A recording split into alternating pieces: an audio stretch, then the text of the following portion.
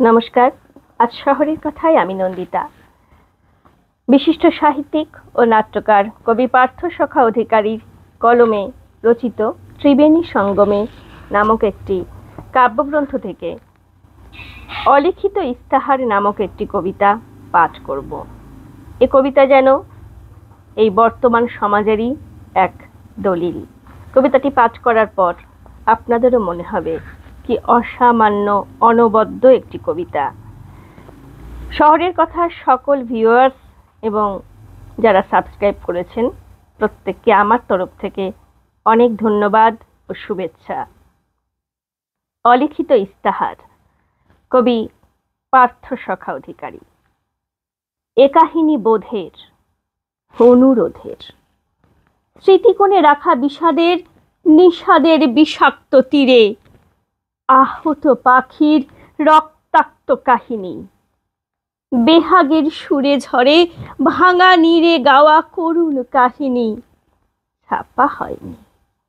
অভিজ্ঞান বহুদিনের, বিবস্ত্র জীবন দর্শনের আজ লিখব একটি দুটি করে সব তথ্য।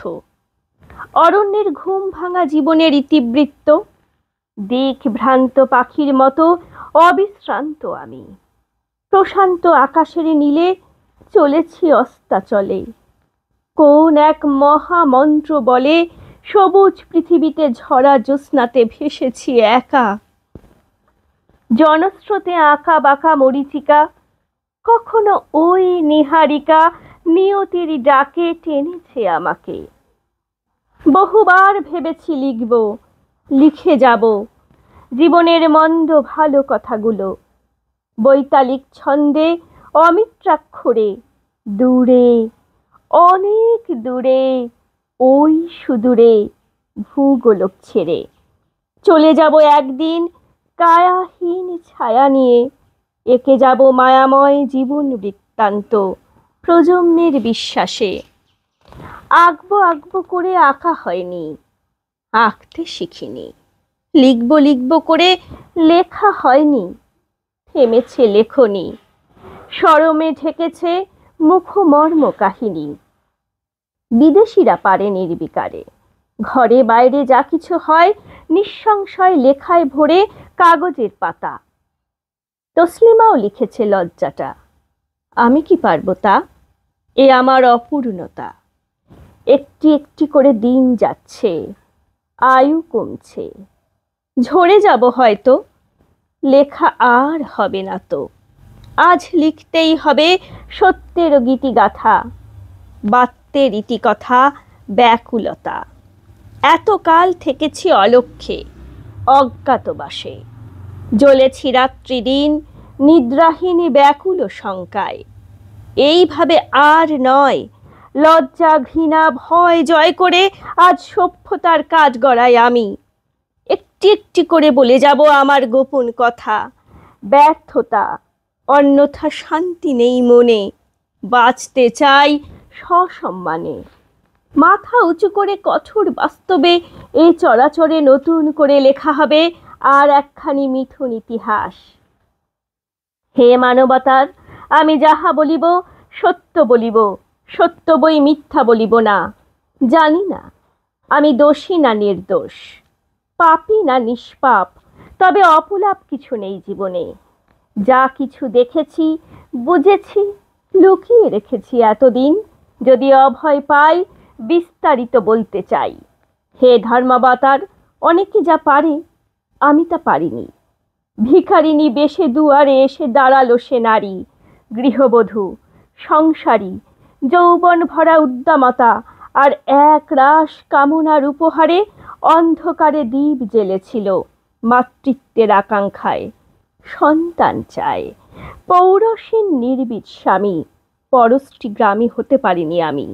একটি করুণ স্বরে বিনীত অন্তরে প্রাণের তরে প্রাণের আকুতি। কিছু ক্ষতি হতো কি আমার, মিটাতাম যদি তার স্ফূর্তি বাসনার। ধরণী গর্ভে শূন্যতা, নিঃস্বতায় ভেসে আসে উদাস বাতাসে। আমি আজও শুনি সেই প্রতিধ্বনি, সেই কান্না, হাহাকার, অসীম স্তব্ধতার। হে ন্যায়াবতার, পাপ কি পুণ্য, বিচার হয়নি কোনোদিন বিমর্ষতার। পূর্ণিমার আলো মাখে আকাশের চাঁদ, সে কি তার অপরাধ? একটু একটু করে ক্ষয় হতে হতে আবর্তে নিঃশেষ হয়, আবার ক্রমধীরে আলোর আবিরে রং মাখে, হয় রজস্বলা প্রকৃতির নিয়মে, নিষ্পাপ কামে। জেগে ওঠে উত্তাপে উল্লাসে, সন্তান পাবে না সে। আছে কোন ইতিহাসে? কি বললেন ধর্মাবতার? ব্যভিচার? না না, অবিচার হবে, মাতৃত্ব বিপন্ন হবে প্রকৃতির উৎসবে। হে বিচারক, ন্যায়ালয়ে বিচার হোক সফেদ চেতনাতে। ভাবুন, সহমর্মিতার অনুভবে পৌরষের অক্ষমতার বলি নারী কেন হবে? হে ন্যায় আদালত, মুক্ত সংস্কারের দিন অভিমত লিপিবদ্ধ করুন এই নিদারুণ আর্জি।